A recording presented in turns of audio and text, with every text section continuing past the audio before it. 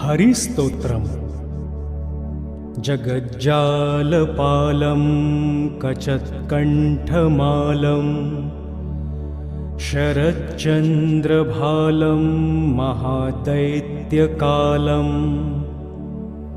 नभोनीलकायं दुरावारमायं सुपद्मासहायं भजेऽहं भजेऽहम्। सदाम्भोधिवासं गलत्पुष्पहासं जगत्सन्निवासं शतादित्यभासं गदाचक्रशस्त्रं लसत्पीतवस्त्रं हसच्चारुवक्त्रं भजेऽहं भजेऽहम्। रमाकण्ठहारं श्रुतिव्रातसारं जलान्तर्विहारं धराभारहारं चिदानन्दरूपं मनोज्ञं स्वरूपं घृतानेकरूपं भजेऽहं भजेऽहम्। जराजन्महीनं परानन्दपीनं समाधानलीनं सदैवानवीनं जगज्जन्महेतुं सुरानीककेतुं त्रिलोकेकसेतुं भजेऽहं भजेऽहम्। कृतान्मानगानं खगाधीशयानं विमुक्तेर्निदानं हरारातिमानं स्वभक्तानुकूलं जगद्वृक्षमूलं निरस्तार्तशूलं भजेऽहं भजेऽहम्। समस्तामरेशं द्विरेफाभकेशं जगद्बिम्बलेशं हृदाकाशदेशं सदा दिव्यदेहं विमुक्ताखिलेहं सुवैकुण्ठगेहं भजेऽहं भजेऽहम्। सुरालीम्बलिष्ठं त्रिलोकीवरिष्ठं गुरूणां गरिष्ठं स्वरूपैकनिष्ठं सदा युद्धधीरं महावीरवीरं महाम्भोधितीरं भजेऽहं भजेऽहम्। रमावामभागं तलानग्रनागं कृताधीनयागं गतारागरागं मुनैन्द्रैः सुमितं सुरैः सम्परीतं गुणौधैर्गीतं भजेऽहं भजेऽहम्। फलश्रुति इदं यस्तु नित्यं समाधाय चित्तं पठेदष्टकं कण्ठहारं मुरारे स विष्णोर्विशोकं ध्रुवं याति लोकं जराजन्मशोकं पुनर्विन्दतेनो। इति श्रीमत्परमहंसस्वामी ब्रह्मानन्दविरचितं श्रीहरिस्तोत्रं सम्पूर्णम्। हरिस्तोत्रम्। जगज्जालपालं कचत्कण्ठमालं शरच्चन्द्रभालं महादैत्यकालं नभोनीलकायं दुरावारमायं सुपद्मासहायं भजेऽहं भजेऽहम् सदाम्भोधिवासं गलत्पुष्पहासं जगत्सन्निवासं शतादित्यभासं गदाचक्रशस्त्रं लसत्पीतवस्त्रं हसच्चारुवक्त्रं भजेऽहं भजेऽहम् रमाकण्ठहारं श्रुतिव्रातसारं जलान्तर्विहारं धराभारहारं चिदानन्दरूपं मनोज्ञं स्वरूपं घृतानेकरूपं भजेऽहं भजेऽहम् जराजन्महीनं परानन्दपीनं समाधानलीनं सदैवानवीनं जगज्जन्महेतुं सुरानीककेतुं त्रिलोकेकसेतुं भजेऽहं भजेऽहम् कृतान्मानगानं खगाधीशयानं विमुक्तेर्निदानं हरारातिमानं स्वभक्तानुकूलं जगद्वृक्षमूलं निरस्तार्तशूलं भजेऽहं भजेऽहम् समस्तामरेशं द्विरेफाभकेशं जगद्बिम्बलेशं हृदाकाशदेशं सदा दिव्यदेहं विमुक्ताखिलेहं सुवैकुण्ठगेहं भजेऽहं भजेऽहम् सुरालीं बलिष्ठं त्रिलोकीवरिष्ठं गुरूणां गरिष्ठं स्वरूपैकनिष्ठं सदा युद्धधीरं महावीरवीरं महाम्भोधितीरं भजेऽहं भजेऽहम् रमावामभागं तलानग्रनागं कृताधीनयागं गतारागरागं मुनैन्द्रैः सुमितं सुरैः सम्परीतं गुणौधैर्गीतं भजेऽहं भजेऽहम् फलश्रुति इदं यस्तु नित्यं समाधाय चित्तं पठेदष्टकं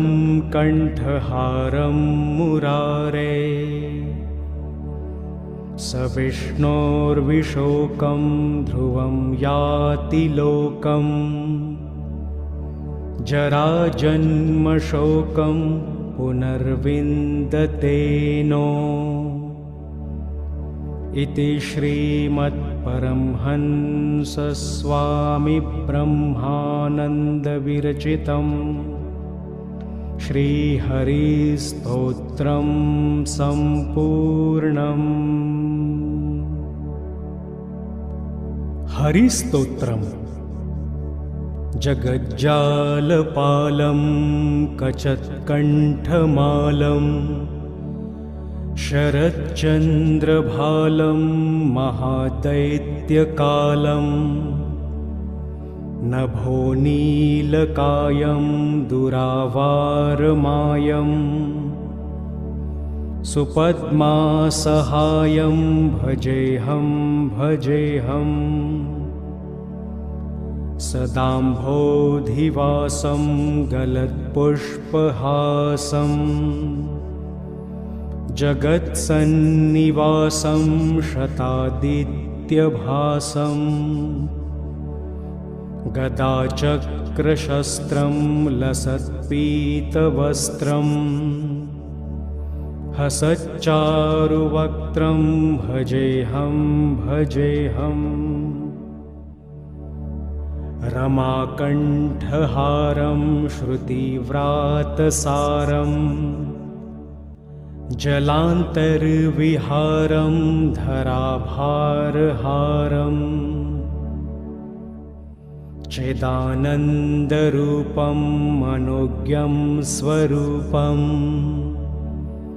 घृतानेकरूपं भजेऽहं भजेऽहम् जराजन्महीनं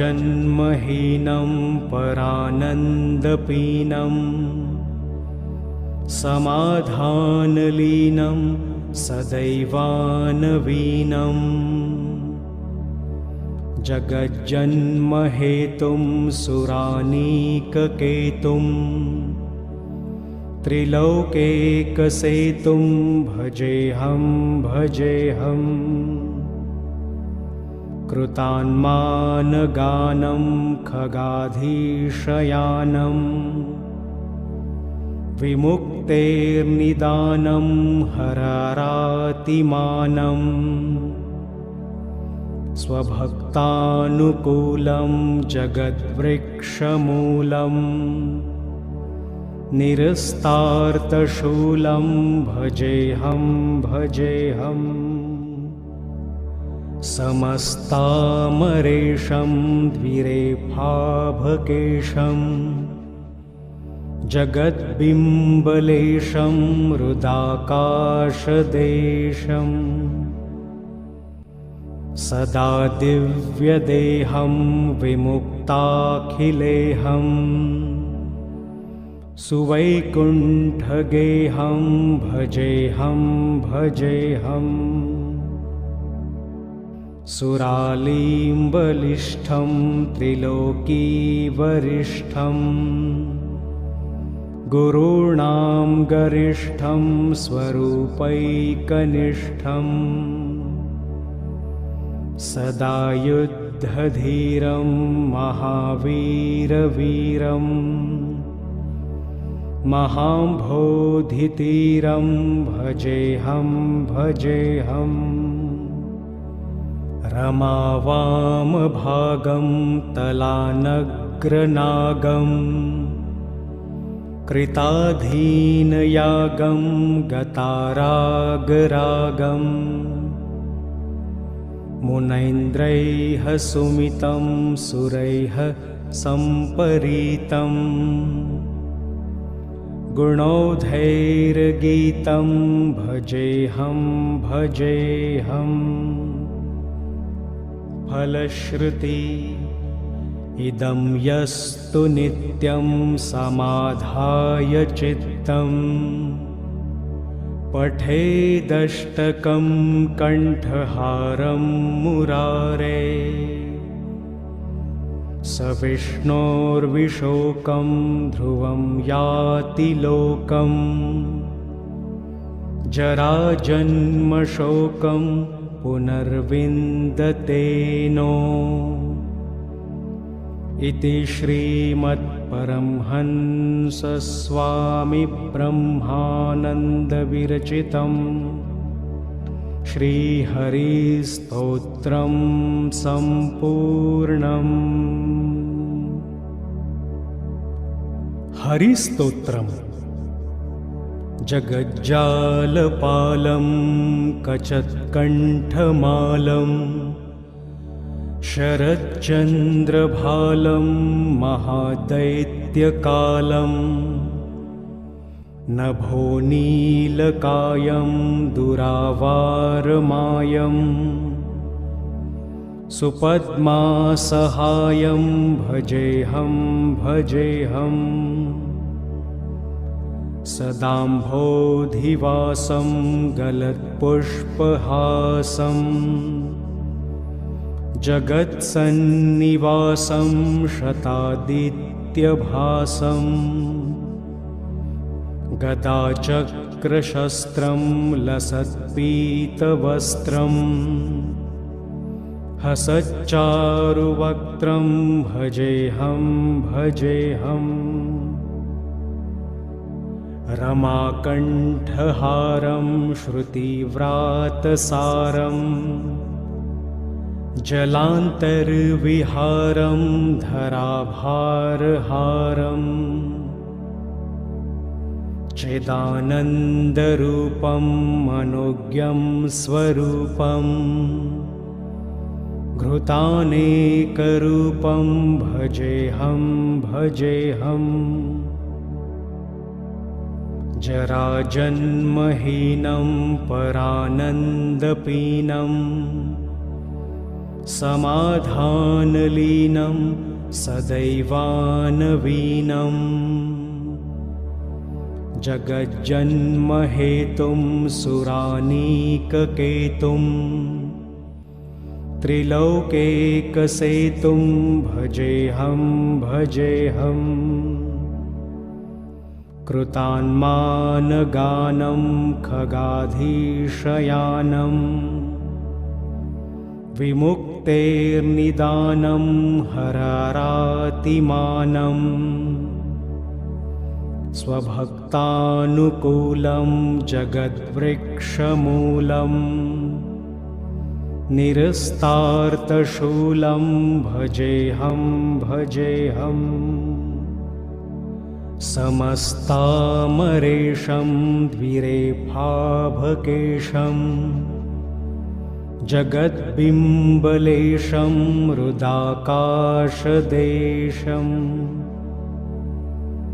सदा दिव्यदेहं विमुक्ताखिलेहं सुवैकुण्ठगेहं भजेऽहं भजेऽहम्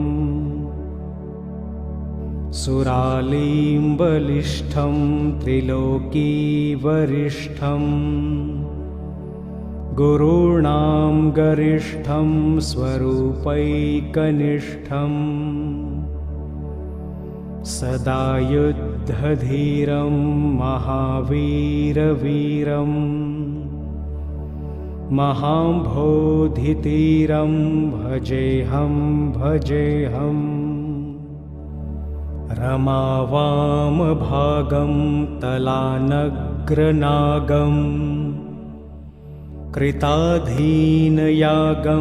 गतारागरागं मुनैन्द्रैः सुमितं सुरैः सम्परीतं गुणौधैर्गीतं भजेऽहं भजेऽहम् फलश्रुति इदं यस्तु नित्यं समाधाय चित्तं पठेदष्टकं कण्ठहारं मुरारे स विष्णोर्विशोकं ध्रुवं याति लोकं जराजन्मशोकं पुनर्विन्दतेनो इति श्रीमत्परमहंसस्वामिब्रह्मानन्दविरचितं श्रीहरिस्तोत्रं सम्पूर्णम्। हरिस्तोत्रम् जगज्जालपालं कचत्कण्ठमालं शरच्चन्द्रभालं महादैत्यकालं नभो नीलकायं दुरावारमायं सुपद्मासहायं भजेऽहं भजेऽहम् सदाम्भोधिवासं गलत्पुष्पहासं जगत्सन्निवासं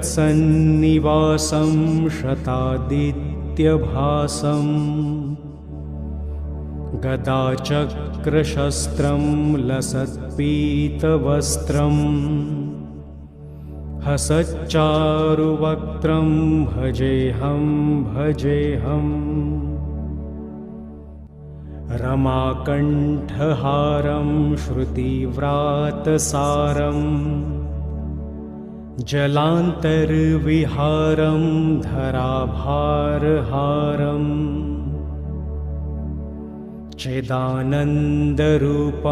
मनोज्ञं स्वरूपम् घृतानेकरूपं भजेऽहं भजेऽहम् जराजन्महीनं परानन्दपीनं समाधानलीनं सदैवानवीनं जगज्जन्महेतुं सुरानीककेतुं त्रिलोकेकसेतुं भजेऽहं भजेऽहम् कृतान्मानगानं खगाधीशयानं विमुक्तेर्निदानं हरारातिमानं स्वभक्तानुकूलं जगद्वृक्षमूलम् निरस्तार्तशूलं भजेऽहं भजेऽहम् समस्तामरेशं द्विरेफाभकेशं जगद्बिम्बलेशं हृदाकाशदेशम् सदा दिव्यदेहं विमुक्ताखिलेऽहम् सुवैकुण्ठगेहं भजेऽहं भजेऽहम् सुरालीम्बलिष्ठं त्रिलोकीवरिष्ठं गुरूणां गरिष्ठं स्वरूपैकनिष्ठम् सदा युद्धधीरं महावीरवीरम् महाम्भोधितीरं भजेऽहं भजेऽहम् रमावामभागं तलानग्रनागं कृताधीनयागं गतारागरागं मुनैन्द्रैः सुमितं सुरैः सम्परीतं गुणौधैर्गीतं भजेऽहं भजेऽहम् फलश्रुति इदं यस्तु नित्यं समाधाय चित्तं पठेदष्टकं कण्ठहारं मुरारे स विष्णोर्विशोकं ध्रुवं याति लोकं जराजन्मशोकं पुनर्विन्दते नो इति श्रीमद्परमहंसस्वामिब्रह्मानन्दविरचितं श्रीहरिस्तोत्रं सम्पूर्णम्। हरिस्तोत्रम् जगज्जालपालं कचत्कण्ठमालं शरच्चन्द्रभालं महादैत्यकालं नभोनीलकायं दुरावारमायं सुपद्मासहायं भजेऽहं भजेऽहम् सदाम्भोधिवासं गलत्पुष्पहासं जगत्सन्निवासं शतादित्यभासं गदाचक्रशस्त्रं लसत्पीतवस्त्रं हसच्चारुवक्त्रं भजेऽहं भजेऽहम् रमाकण्ठहारं श्रुतिव्रातसारं जलान्तर्विहारं धराभारहारं चिदानन्दरूपं मनोज्ञं स्वरूपं घृतानेकरूपं भजेऽहं भजेऽहम् जराजन्महीनं परानन्दपीनं समाधानलीनं सदैवानवीनं जगज्जन्महेतुं सुरानीककेतुं त्रिलोकेकसेतुं भजेऽहं भजेऽहम् कृतान्मानगानं खगाधीशयानं विमुक्तेर्निदानं हरारातिमानं स्वभक्तानुकूलं जगद्वृक्षमूलं निरस्तार्तशूलं भजेऽहं भजेऽहम् समस्तामरेशं द्विरेफाभकेशं जगद्बिम्बलेशं हृदाकाशदेशं सदा दिव्यदेहं विमुक्ताखिलेहं सुवैकुण्ठगेहं भजेऽहं भजेऽहम् सुरालीं बलिष्ठं त्रिलोकीवरिष्ठं गुरूणां गरिष्ठं स्वरूपैकनिष्ठं सदा युद्धधीरं महावीरवीरं महाम्भोधितीरं भजेऽहं भजेऽहम् रमावामभागं तलानग्रनागं कृताधीनयागं गतारागरागं मुनैन्द्रैः सुमितं सुरैः सम्परीतं गुणौधैर्गीतं भजेऽहं भजेऽहम् फलश्रुति इदं यस्तु नित्यं समाधाय चित्तं पठेदष्टकं कण्ठहारं मुरारे स विष्णोर्विशोकं ध्रुवं याति लोकं जराजन्मशोकं पुनर्विन्दतेनो इति श्रीमत्परमहंसस्वामिब्रह्मानन्दविरचितं श्रीहरिस्तोत्रं सम्पूर्णम्। हरिस्तोत्रम् जगज्जालपालं कचत्कण्ठमालं शरच्चन्द्रभालं महादैत्यकालं नभोनीलकायं दुरावारमायं सुपद्मासहायं भजेऽहं भजेऽहम् सदाम्भोधिवासं गलत्पुष्पहासं जगत्सन्निवासं शतादित्यभासं गदाचक्रशस्त्रं लसत्पीतवस्त्रं हसच्चारुवक्त्रं भजेऽहं भजेऽहम् रमाकण्ठहारं श्रुतिव्रातसारं जलान्तर्विहारं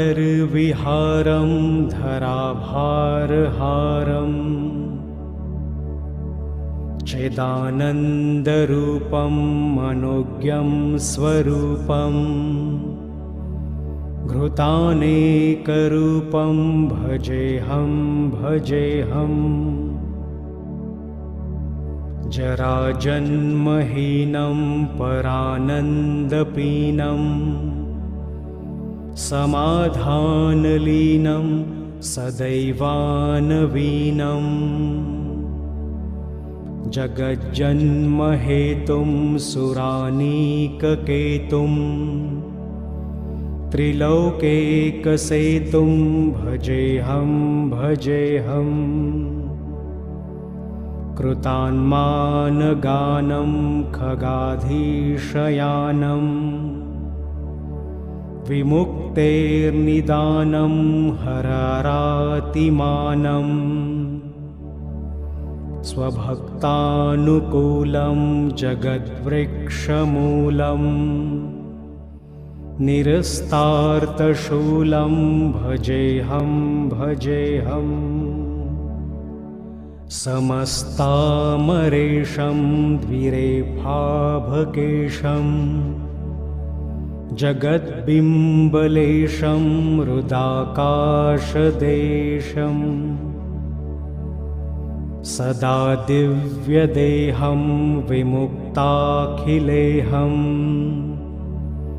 सुवैकुण्ठगेहं भजेऽहं भजेऽहम् सुरालीम्बलिष्ठं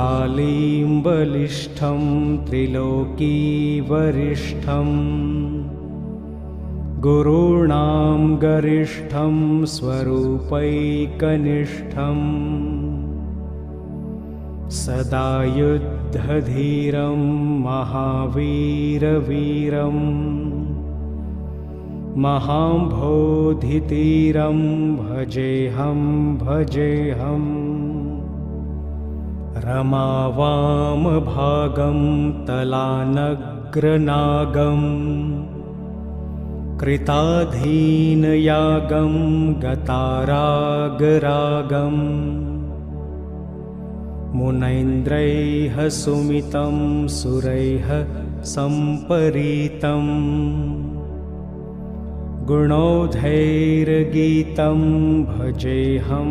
भजेऽहम् फलश्रुति